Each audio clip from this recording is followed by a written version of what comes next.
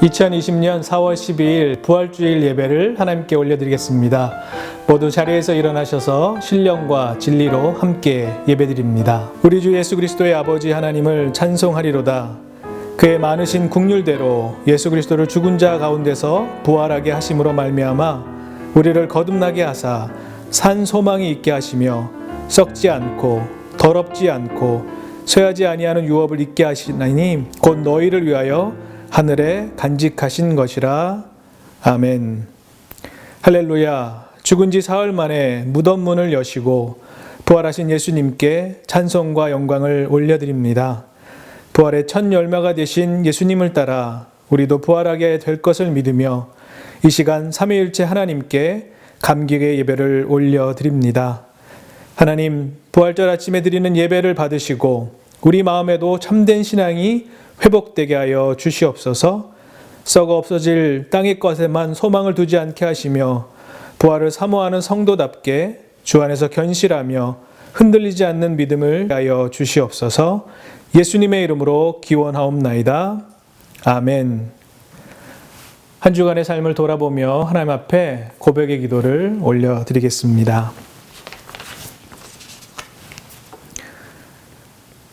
하나님, 예수님께서는 제자들에게 인자가 십자가에 달려 죽은 후에 다시 살아나실 것을 여러 번 말씀해 주셨습니다.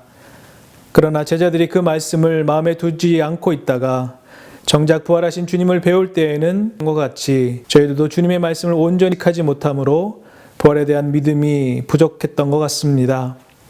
그리하여 죽은 자가 다시 사는 것이 어디 있느냐 생각하여 내일 죽을 것이니 오늘 먹고 마시자는 세속적인 세계관과 가치관을 따라 살아왔습니다. 예수님이 재림하시는 날 우리도 부활할 것을 믿지 못하였기에 어렵고 힘든 일을 만날 때마다 경고하지 못하게 살았습니다. 불평, 불만을 입에 달고 살아왔던 것 같습니다. 하나님, 이 모든 죄를 회개하오니 저희를 용서하여 주시고 우리 마음의 부활신앙을 회복시켜 주시옵소서. 예수님의 이름으로 이 고백의 기도를 드리오며 이제는 하나님과 나만이 하는 죄를 침묵으로 계속하여 기도하겠습니다.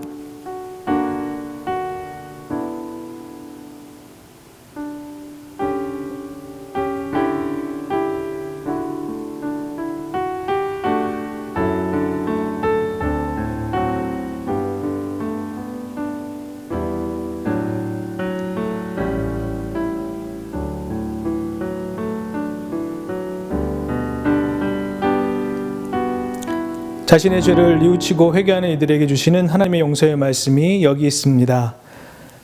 곧 나는 나를 위하여 내 허물을 도말하는 자니 내 죄를 기억하지 아니하리라. 아멘. 사도신경으로 우리의 신앙을 고백하겠습니다. 나는 전능하신 아버지 하나님 천지의 창조주를 믿습니다. 나는 그의 유일하신 아들 우리 주 예수 그리스도를 믿습니다. 그는 성령으로 잉태되어 동정녀 마리아에게서 나시고 본디오 빌라도에게 고난을 받아 십자가에 못 박혀 죽으시고 장사된 지 사흘 만에 죽은 자 가운데서 다시 살아나셨으며 하늘에 오르시어 전능하신 아버지 하나님 우편에 앉아 계시다가 거기로부터 살아있는 자와 죽은 자를 심판하러 오십니다. 나는 성령을 믿으며 거룩한 공교회와 성도의 교제와 죄를 용서받는 것과 몸의 부활과 영생을 믿습니다. 함께 기쁨으로 찬양하겠습니다.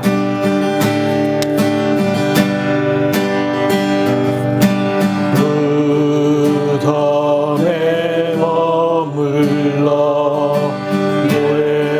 예수 내 구주 새벽 기다렸네. 예수 내 헛되이 지키네. 헛되이 지키네.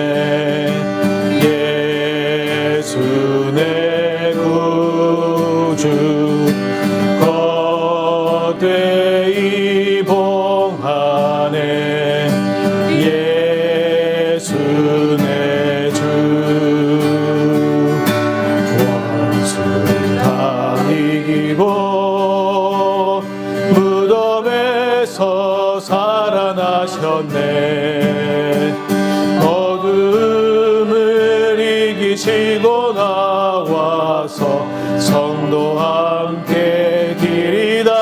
다스리시네. 사셨네. 예수 다시 사셨네. 거기 못 가두네. 거기 못 가두네. 예수 내 구주 우리를 살리네. 예수 내 주. 원수를 다 이기고 무덤에서 살아나셨네. 어둠을 이기시고 나와서 성도 함께 길이 다스리시네. 사셨네. 예수 다시 사셨네. 원수를 다 이기고 무덤에서 살아나셨네. 어둠을 이기시고 나와서 성도 함께 길이 다스리시네. 사셨네. 예수 다시 사셨네. 원수를 다 이기고 무덤에서 살아나셨네. 어둠을 이기시고 나와서 성도 함께 길이 다스리시네. 사셨네. 예수 다시 사셨네. 아멘. 아버지 사랑 내가 노래해. 아버지 은혜 내가 노래해. 그 사랑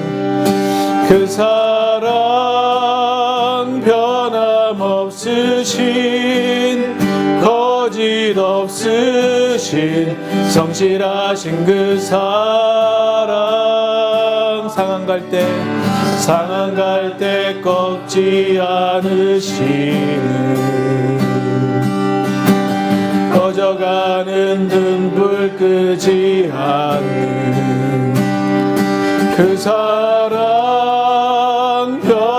변함없으신 거짓 없으신 성실하신 그 사랑.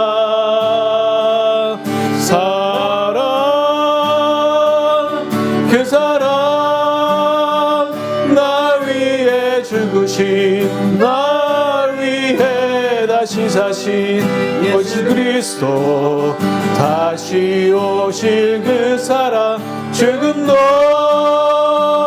생명도 천사도 하늘의 어떤 곳에도 끊을 수 없는 영원한 그 사랑 예수.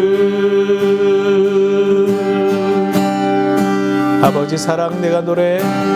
아버지 사랑 내가 노래해. 아버지 은혜 내가 노래해. 그 사랑 변함없으신 거짓 없으신 성실하신 그 사랑. 상한 갈 때 꺾지 않으시는 꺼져가는 등불 끄지 않는 그 사랑.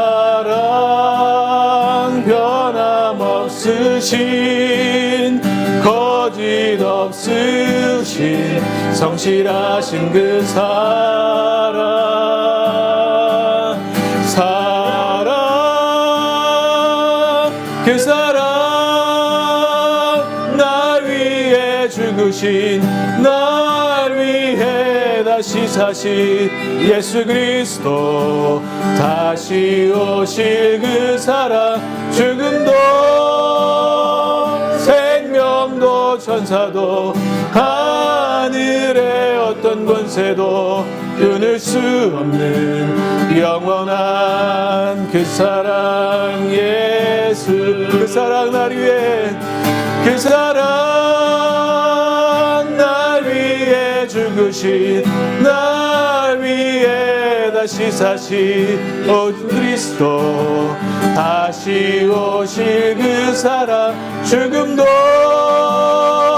생명도 천사도 하늘의 어떤 권세도 끊을 수 없는 영원한 그 사랑 예수 영원한 그 사랑 예수 영원한 그 사랑 영원한 그 사랑 예수 이 시간 함께 기도하겠습니다.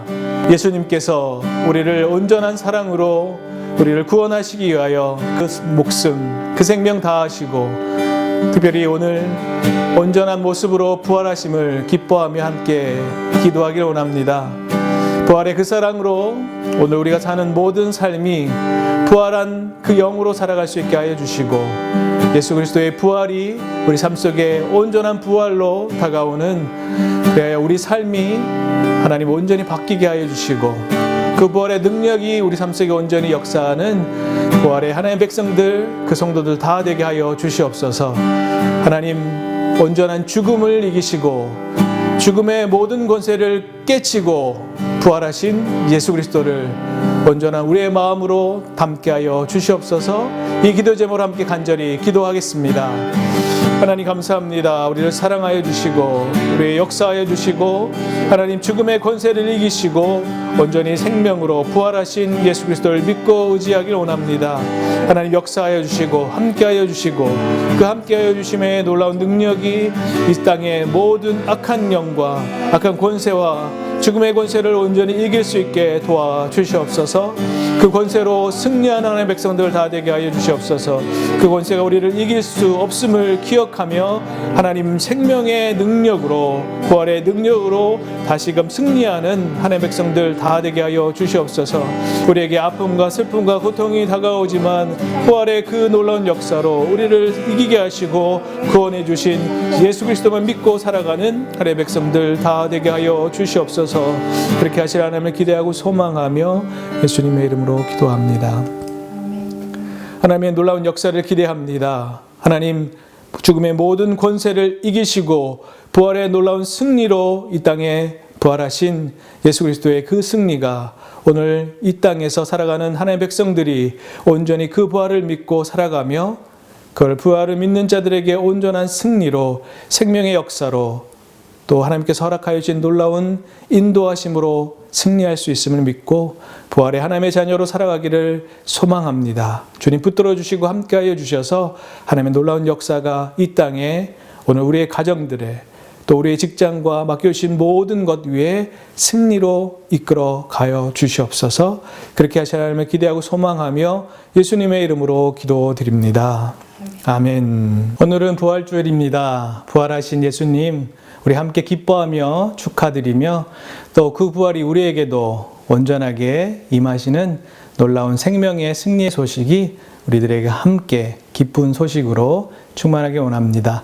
우리 옆에 있는 분들과 함께 이렇게 인사하겠습니다. 사랑합니다. 축복합니다. 인사하겠습니다. 사랑합니다. 축복합니다.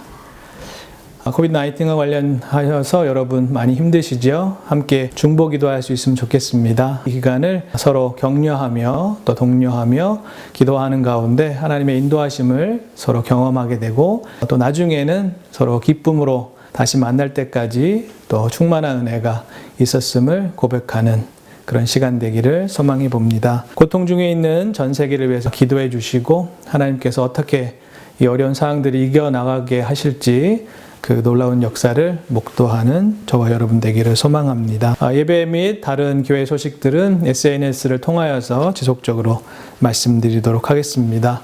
주중에 계속 오후 9시를 가정 예배 시간으로 정하셔서 함께 가정에서 기쁨으로 예배 드리시면 좋겠습니다. 영어는 이 트랜스퍼로 하실 수 있습니다. cultivatorschurch@gmail.com으로 봉헌해 주시면 감사하겠습니다. 지난 주간 토요일에 이종호 집사님 에버딘으로 이사를 하시게 됐습니다. 그곳에서 새롭게 정착하는 모든 과정에 하나님의 인도하심을 위해서 기도해 주시고, 수환이 4월 14일이 생일입니다. 우리 수환이 생일 함께 축하하고 또 격려했으면 좋겠습니다. 하나님께서 오늘 허락하여 주신 말씀 함께 보겠습니다. 요한복음의 말씀입니다. 요한복음 11장 38절에서 44절까지의 말씀입니다. 요한복음 11장 38절에서 44절까지 한 절씩 교독하겠습니다. 이에 예수께서 다시 속으로 비통히 여기시며 무덤에 가시니 무덤이 굴이라 돌로 막았거늘 예수께서 이르시되 돌을 옮겨 놓으라 하시니 그 죽은 자의 누이 마르다가 이르되 주여 죽은 지가 나흘이 되었음에 벌써 냄새가 나나이다. 예수께서 이르시되 내 말이 내가 믿으면 하나님의 영광을 보리라 하지 아니하였느냐 하시니 돌을 옮겨 놓으니 예수께서 눈을 들어 우러러 보시고 이르시되 아버지여 내 말을 들으신 것을 감사하나이다. 항상 내 말을 들으시는 줄을 내가 알았나이다. 그러나 이 말씀하옵는 것은 둘러선 무리를 위함이니 곧 아버지께서 나를 보내신 것을 그들로 믿게 하려 함이니이다. 이 말씀을 하시고 큰 소리로 나사로야 나오라 부르시니 죽은 자가 수족을 배로 동인 채로 나오는데 그 얼굴은 수건에 쌓였더라. 예수께서 이르시되 풀어 놓아 다니게 하라 하시니라. 아멘. 오늘 말씀은 김상득 교수님께서 말씀 인도해 주시겠습니다. 부활의 놀라운 소식, 그 소식을 증거될 때 여러분들 은혜 많이 받으시기를 바랍니다. 2020년 부활절을 맞이하여 하늘 향한 교회 모든 성도들에게 생명의 부활이 함께하기를 축복을 드립니다. 가정과 일터 가운데도 주님의 부활하심이 넘쳐나기를 소망합니다. 무엇보다도 코로나로 인하여 침체된 우리의 일상이 부활하는 그 기쁨을 누리는 놀라운 부활절이 되기를 주님의 이름으로 축복을 드립니다. 부활절이 되면은 생각나는 문학가가 한 사람이 있습니다. 러시아의 문학가 도스토옙스키입니다. 그는 톨스토이와 더불어서 하나님의 말씀을 문학 작품 속에 철저히 스며들게 한 위대한 기독교 문학가로 정평이 나 있습니다. 우리가 잘 알고 있는 죄와 벌이라든가 카라마조포의 형제들 같은 경우에는 주님의 이 말씀이 책 내용 속에 잘 담겨져 있습니다. 그러나 이 톨스토이와 도스토옙스키는 그 기독교 문학을 추구하고 하나님의 나라를 건설하는 데 있어서는 서로 다른 방향을 추구했습니다. 톨스토이는 기독교 도덕주의자로 이름이 알려져 있습니다. 다시 말해 개인의 우리의 도덕적 선행을 통해 가지고 어떻게 하든지 간에 하나님 나라를 이루려고 노력을 한 반면에 도스토옙스키는 철저하게 하나님의 은혜에 의존하는 기독교 하나님의 나라를 추구하였습니다. 도스토옙스키가 이렇게 은혜를 추구한 데는 그에 관한 놀라운 신앙의 경험이 있었기 때문입니다. 그는 젊은 청년의 시절에 급진주의자 단체에 가입을 해가지고 반체제 운동을 일으켰습니다. 그때가 짜르 니콜라이 1세 때인데 그로 인해 체포되어서 그는 사형을 언도받습니다. 그런데 황제가 보기에 이들의 죄가 사형을 당할 만큼 그렇게 중대하지 않다고 판단하여서 모의 사형에 처하기로 작정을 합니다. 그래서 이들을 감옥에 넣습니다. 그리고 얼마의 시간이 지난 후에, 그러니까 성탄절을 사흘 앞둔 시점에 매서운 눈보라가 일고 혹독한 추위 가운데 이들을 사형을 집행하고자 광장으로 끌어내었습니다. 그래 이들 사형 집행관이 이 사형에 관한 그 선서를 합니다. 사형을 집행하는 것을 알리고, 그리고 당시에 임석 신부에는 나와서 제의삭선 사망이여 하면서 이들에게 십자가에 입맞출 수 있는 기회를 제공을 해 주었습니다. 그리고 이 사형을 집행하려고 군인들로 하여금 소총을 이렇게 준비 자세를 취했습니다. 이 군인들은 공리를 뒤로 들치는 찰칵하는 소리가 들리고, 이 도스토옙스키를 비롯하여 젊은 사람들은 바로 얼굴을 수건으로 가리고 모자를 쓰게 하고, 그리고 하얀 가운을 입힌 채 서 있습니다. 근데 바로 방아쇠를 당기려고 하는 순간 이미 준비해둔 전령이 나타나가지고 뭐라고 하는가? 황제의 칙령이라고, 사형을 중지하라, 종신형에 처하겠노라고 그렇게 선포를 합니다. 그러나 이들은 다시 감방으로 들어갑니다. 훗날의 도스토옙스키는 이때의 체험을 뭐라고 하는가? 이때만큼 영적 생명력이 풍성한 때는 없었다. 나는 변화될 것이다. 나는 거듭난 존재가 될 것이다. 그렇게 이때를 다짐하였다고 합니다. 도스토옙스키는 또 한 번의 이 하나님을 만날 수 있는 기회가 찾아왔습니다. 감옥에 있다가 시베리아 수용소로 끌려가기 전에 한 기부인이 나타나가지고 그에게 성경책을 권해줍니다. 감옥에 있으면서 그런 그 성경의 처음부터 끝까지를 토시 하나 빠뜨리지 아니하고 정독하고 또 정독을 하였습니다. 심지어는 중요한 성경 구절은 다 암송을 하였다고 합니다. 그래서 그의 딸의 증언에 따르면은 이때 암송한 그 성경 구절들이 그가 아버지가 작품을 쓰는 그 모든 작품 속에 스며들게 되었다고 고백을 하고 있습니다. 도스토옙스키는 바로 부활을 경험한 것입니다. 죽었다가 다시 살아남으로 말미암아 그의 삶이 바뀌게 된 것입니다. 오늘 성경도 도스토옙스키처럼 죽었다 살아난 한 분을 소개하고 있습니다. 물론 우리가 부활절 하면은 예수님의 부활을 기리는 날입니다. 그러나 부활하신 예수님은 당신만이 부활한 것이 아니라 공생의 기간 동안 실제로 부활을 직접 일으켰었습니다.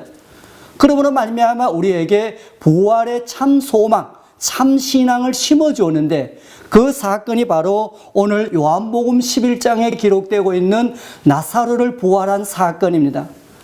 이 나사로는 누구냐 하면은 이 예수님께서 예루살렘에 공생의 기간 동안 3번 방문하게 되는데 그 인근 베다니에 살고 있었습니다.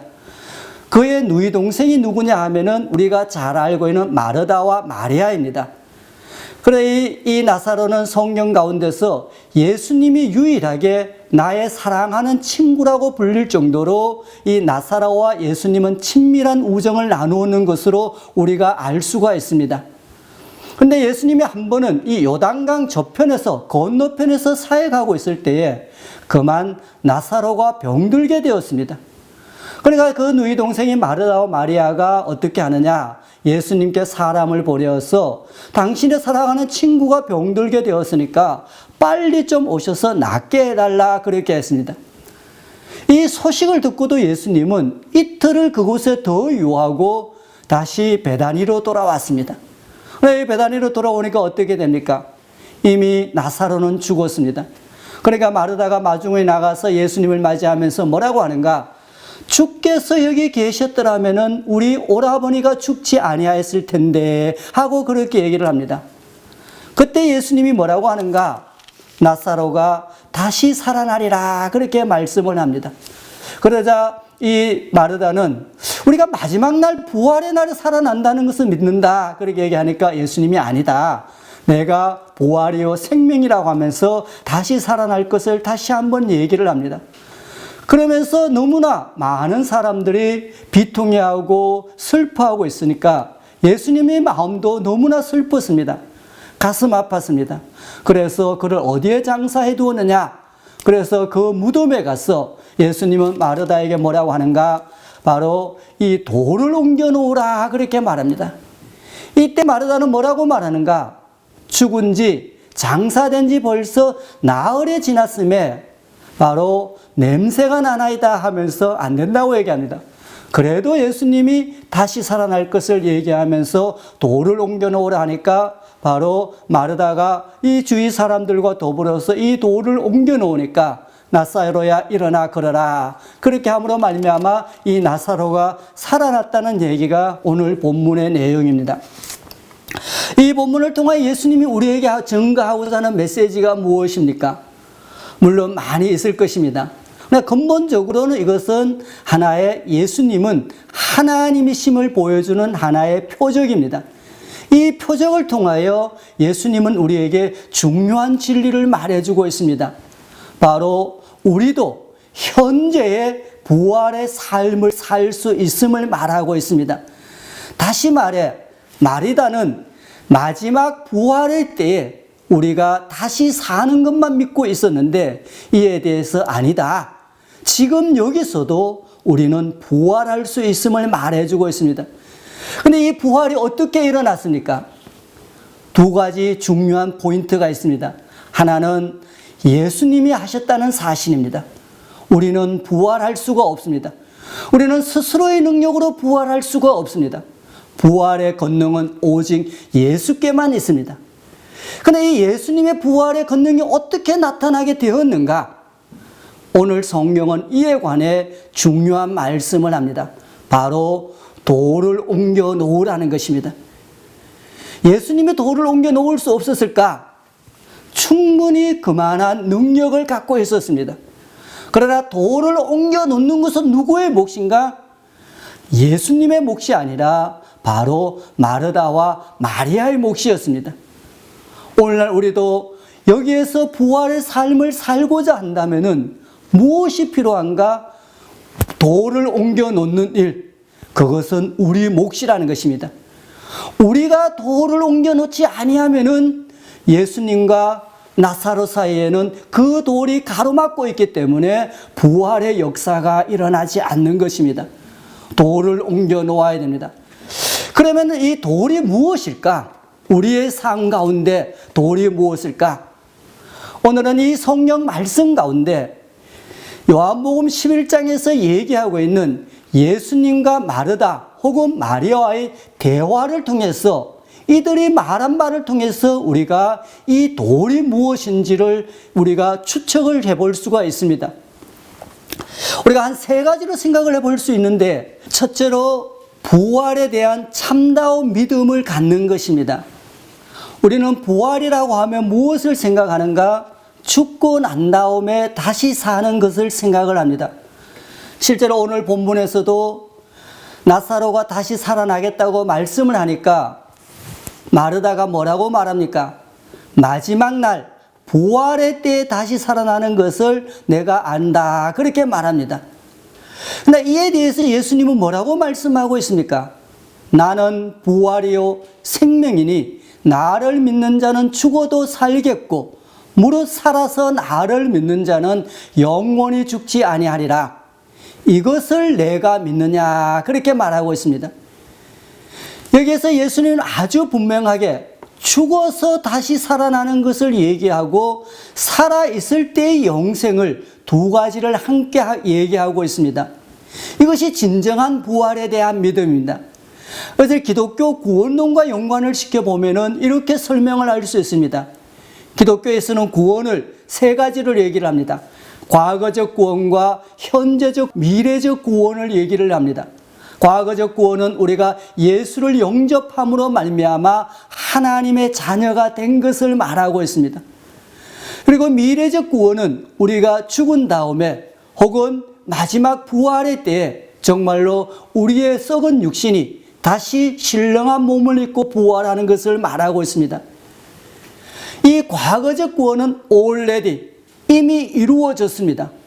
그렇기 때문에 우리가 이에 대해서 더 이상 하나님의 자녀가 된 우리로서는 할 것이 없습니다. 마찬가지로 미래적 구원도 어떠합니까? 우리가 죽고 난 다음 일어나는 일이기 때문에 우리가 그 어떤 것도 행할 수가 없습니다. 그러나 현재적 구원은 다릅니다. 현재적 구원은 지금 여기에서 구원의 삶을 사는 것을 말합니다. 그래서 부활과 얘기를 한다면 바로 이 미래적 구원이 죽은 후에 마지막 날 부활을 얘기하고 있다면은 현재적 구원이 현재적 부활을 얘기를 하고 있습니다. 그리고 과거적 구원은 우리가 예수를 믿음으로 말미암아 영이 다시 살아난 거듭난 것을 말하고 있습니다. 현재 우리가 now and here, 지금 여기에서 우리는 구원의 삶, 부활의 삶을 살아야 되는 것입니다. 부활의 삶의 핵심이 무엇입니까? 두 가지로 얘기할 수 있습니다. 하나는 부활한 자의 삶은 무엇인가? 예수님께서 부활하신 후에 제자들에게 처음으로 선포한 것이 무엇입니까? 평강이 있을지어다, 그렇게 말합니다. 우리가 그 어떠한 상황 가운데도 평강의 삶, 평안의 삶을 여호와 샬롬의 삶을 사는 것이 바로 부활의 삶이요. 이것이 무엇과 연관이 되어 있습니까? 바로 성령 하나님입니다. 예수님께서 부활하시면서 우리에게 성령을 보내주었습니다. 이 성령에 대해서 사도 바울은 고린도후서 3장 17절에서 주는 영이시니 주의 영이 계신 곳에 자유가 있느니라, 그렇게 말합니다. 자유함의 삶입니다. 이 세상의 환경이라든가 상황이라든가 재나 그 어떤 마귀, 그러한 것들의 건세에 휘두르지 아니하고 자유의 삶을 사는 것이 바로 부활의 삶인 것입니다. 현대에 우리가 삶이 풍족해짐으로 말미암아 점점 우리는 이 부활 신앙을 잃어가고 있습니다. 또 과학적 사고에 길들어서 어떻게 죽은 자가 살아날 수 있느냐고 반문을 합니다. 그렇지 않습니다. 우리가 이 신앙은, 성경의 말씀은 기본적으로는 우리가 믿음으로 받아들여야 될 것이 있습니다. 바로 창조신앙입니다. 하나님이 무에서 유를 창조하였다는 이 신앙을 가지게 되면은 우리는 부활신앙을 가질 수가 있습니다. 무에서 유를 창조한 하나님은 죽은 자든 얼마든지 살아날 수가 있기 때문입니다. 아무것도 없는 곳에서 생명을 만드신 분이라면은 우리의 죽은 생명을 또 언제든지 생명으로, 살아있는 생명으로 부활할 수가 있습니다. 죽은 자의 부활은 믿을 수가 있는 것입니다. 한 걸음 더 나아가서 살아있는 삶이 부활의 삶을 사는 것은 죽은 자를 살리는 것보다 더 쉬운 일인 것입니다. 훨씬 더 가능한 것입니다. 우리가 여호와 하나님 앞에 정말로 2020년 부활절을 맞이하여 이 진정한 창조 신앙을 바탕으로 부활 신앙을 가져야 되는 것입니다. 미래적 부활이 아닙니다. 그것만이 아닙니다. 지금 여기에서 우리 모두도 나사로처럼 부활할 수 있던 이 신앙이 없이는, 이 정말로 회의와 이 의심의 돌을 벗어 던지지 아니하고는 우리가 부활을 맛볼 수가 없습니다. 두 번째로 기억해야 될 것이 무엇입니까? 예수님이 오셨을 때 마르다는 뭐라고 말하는가? 요한복음 11장 21절에서 주께서 여기 계셨더라면은 우리 오라버니가 죽지 아니하였으리라, 그렇게 말합니다. 나중에 가면은 이 마리아도 예수님께 뭐라고 하는가? 11장 32절에 똑같은 말합니다. 주께서 여기 계셨더라면은 우리 오라버니가 죽지 아니하였다, 그렇게 말합니다. 주께서 여기 계셨다. 바로 이들이 예수님께 사람을 보려 살려달라고 요청한 바로 그때에 주님이 하셨더라면은 우리 오라버니는 죽지 아니하였다는 것입니다. 바로 이것을 우리가 이겨내야 됩니다. 이것은 무엇을 말하고 있습니까? 과거의 일을 말하고 있습니다. 그때에 하나님이 나를 도와주시지 않아가지고 내가 지금 요 모양 요 꼴이 되었다. 지금 여기 형편이 있던 것은 그때에, 이 그때라는 것은 여러 가지로 해석을 할 수가 있습니다. 물론 오늘 성경을 그대로 해석하면은 바로 내가 젊었을 때에 혹은 몇 년도에 기도하였을 때에 하나님께서 그 기도에 응답해 주셨다면은 내 삶이 달라졌을 것이다, 이렇게 해석할 수가 있습니다. 이것을 좀 더 구체적으로 우리 삶에 적용하면 어떻게 되겠습니까? 그때에 내 남편이 나를 좀 도와주고 우리 자녀가 어떻게 좀 해주었으면은 내 삶이 달라졌을 것이다. 오늘 한 걸음 더 나아가면은 그때에 내가 선택을 달리 했더라면은 내 인생이 달라졌을 거라는 후회를 말하고 있는 것입니다. 그때입니다. 그때에 어떻게 했으면 좋겠다. 저도 이렇게 지금 생각을 해보면은 좀 한 달 전에 머리를 좀 깎았으면은 그때 깎았으면 괜찮을 텐데 하는 생각도 합니다. 또 좀 더 나아가면은 정말로 그때에 차라리 캐나다에 오지 않을 걸 하고 생각도 해봅니다. 왜? 이렇게 캐나다에 도착하여 겨울을 맞이하면서 비와 눈보라로 지쳐 있어서 정말 꼼짝하지 못하고 있었는데 좀 날씨가 좋아지니까 또 코로나로 인하여 갇힌 자의 삶을 살고 있으니까 내가 그때 잘못 선택하지 않았나 이런 생각을 합니다. 그러나 이 오늘 본문 우리가 요한복음 11장을 자세히 읽어보면은 예수님께서 마르다와 마리아의 요청을 받고 곧바로 가지 아니할 때에 15절에서 제자들에게 뭐라고 말하는가? 너희들로 하여금 믿게 하기 위함이다. 그렇게 말합니다. 다시 말해서 예수님이 그때 그 소망을 이루어주지 않은 것은 정말로 나를 미워하고 나를 벌주고 정말 나를 사랑하지 않기 때문에 그런 것이 아니라 예수님은 더 깊은 뜻이 있었다는 것입니다. 물론 그때에 예수님이 오셨다면 어떻게 되겠습니까? 나사로는 살아나고 마르다와 마리아는 정말 이 죽음의 고통을 느끼지 않았을 것입니다. 그러나 그때에 오셨더라면 살아났지만은 반면에 무엇을 맛보지 못합니까? 이들은 부활을 맛볼 수 없었을 것입니다. 제자들은 예수님이 나는 부활이요 생명이다. 부활하신 예수님, 부활에 대한 진정한 믿음을 제자들은 가질 수 없었을 것입니다. 다시 말해서 그때 그렇게 되지 않은 것이 하나님 편에 깊은 뜻이 있었다는 것입니다. 예수님의 깊은 뜻이 있었다는 것입니다. 그것을 좀 우리가 헤아려야 되는 것입니다. 우리가 때로 아이들을 키우다 보면은 어떤 장로님은 그런 얘기를 합니다. 돼지 1000마리 키우기보다 자식 한 놈 키우기가 더 힘들다. 그렇게 말합니다. 저도 애를 키우는 게 얼마나 힘드는지 방에 있으니까 그것을 몸소 뼈저리게 느낍니다. 이게 키우는 게 힘듭니다. 그래서 사춘기 때에 그때 우리 아이가 어떻게 했더라면은 정말로 엄마나 아빠의 입장에서는 고통이 없었을 것입니다. 그러나 반면에 또 무엇이 없었겠습니까? 하나님께 가까이 가는 기도의 삶이 없고 하나님을 붙잡는 정말로 신앙의 삶이 줄어들었을 것입니다.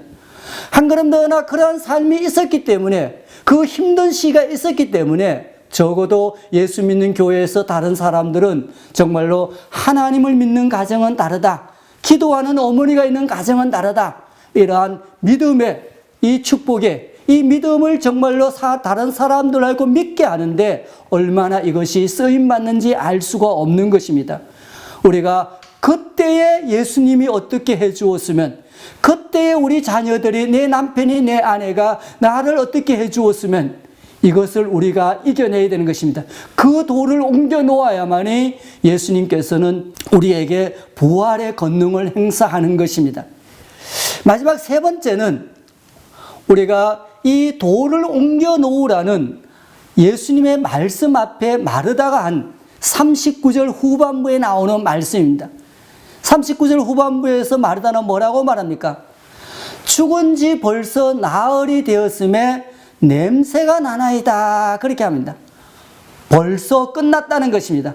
벌써 썩은 냄새가 진동하기 때문에 이러한 상황 가운데서는 아무리 당신이 예수라 할지라도 일으켜 세울 수가 없다는 것입니다. 문둥병을 고칠 수가 있고 정말 다른 질병, 안전병기를 이렇게 세울 수 있고 눈먼 자를 눈뜨게 할 수는 있지만은 죽은 지 나흘이 지난 시체 앞에서는 어떻게 할 수 없다는 그러한 불신앙을 보여주고 있는 것입니다. 그러나 예수님은 이것에 대해서 아니오라고 말한 것입니다. 하나님의 권능은 이것을 넘어선다는 것입니다. 벌써가 아니라는 것입니다. 아직도 여전히입니다. 아직도 여전히 우리에게는 무엇이 있는가? 살아날 소망이 있다는 것을 믿으라는 것입니다. 성웅 이순신을 잘 알고 있을 것입니다. 그는 뭐라고 말하고 있습니까? 신에게는 아직도 12척의 배가 있습니다. 그렇게 말하고 있습니다. 포기하지 않는 것입니다. 12척의 배를 갖고도 얼마든지 왜구를 이길 수가 있다는 것입니다. 우리에게도 12척의 배가 있는 것입니다. 우리에게도 남편이 있고 아내가 있고 자녀가 있고 가정이 있고 교회가 있고 주의 종이 있고 무엇보다도 우리에게는 살아계신 여호와 하나님이 우리에게 계시는 것입니다. 하나님이 계시면은 벌써가 아닙니다. 아직도입니다. 아직도 우리에게는 얼마든지 다시 살 수 있는, 다시 일어설 수가 있는 것입니다.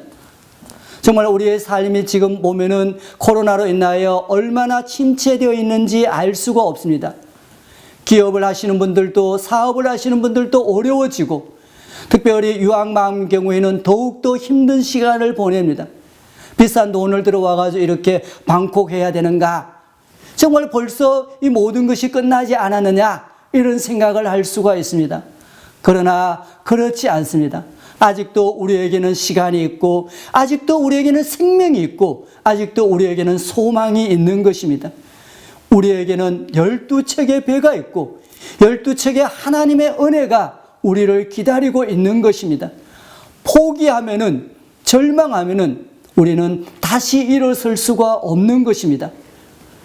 2020년 부활절을 맞이하여 우리 모두 오늘 본문의 말씀을 다시 한번 마음에 새기면서 미래적 부활만이 아니라 지금 여기에서 부활의 삶을 살아가는 자가 되기를 주님의 이름으로 축복을 드립니다. 그 길이 무엇입니까? 예수님께는 부활의 권능이 있습니다.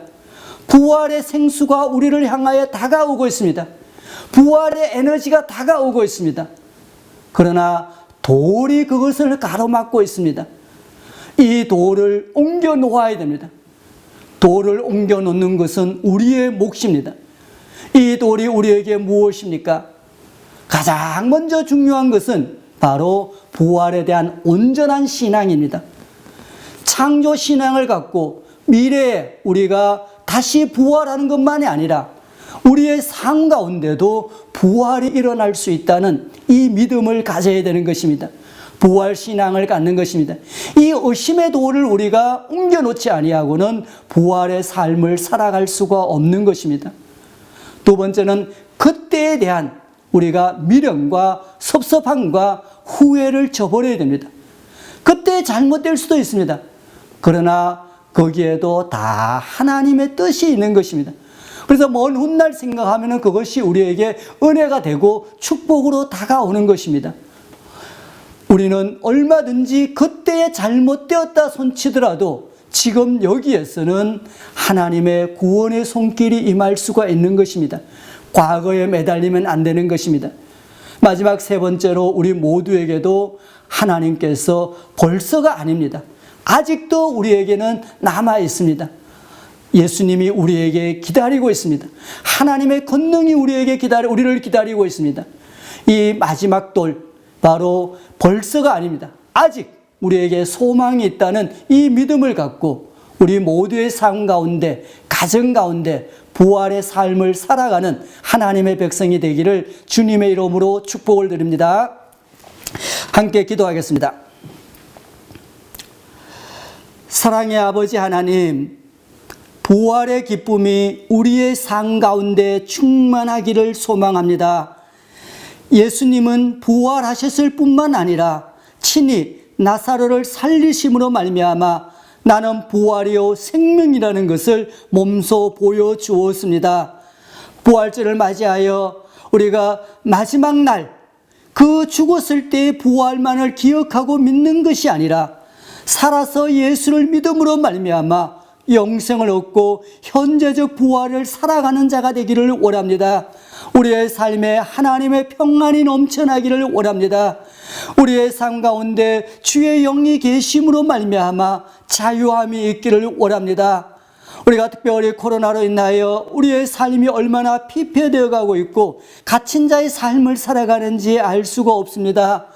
하나님의 능력이 임함으로 말미암아 이 질병으로부터, 이 전염병으로부터 우리에게 자유함을 허락하여 주시고 하나님의 평안이 넘쳐나기를 원합니다. 우리에게 있는 모든 하나님 불신앙의 돌들을 하나둘씩 옮겨놓음으로 말미암아 부활의 권능이 우리 모두에게 충만하도록 도와주옵소서. 가정이 다시 살아나기를 원합니다. 기업이 회복되고 부활하기를 원합니다.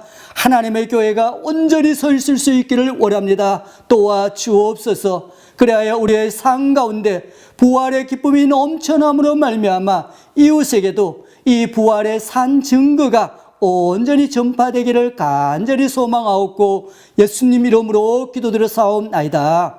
아멘. 지금은 교회의 머리가 되시며 우리의 생명의 주가 되시고 가정과 일터와 자녀의 주인이 되신 예수 그리스도의 은혜와 하나님 아버지의 놀라우신 사랑과 성령의 위로 교통하신 은혜가 예수님의 부활을 믿고 현재 부활의 삶을 살기로 다짐하고 돌아가는 모든 하나님의 백성들 가운데 가정과 일터와 자녀 가운데 지금부터 영원토록 함께 하기를 축원하옵나이다. 아멘.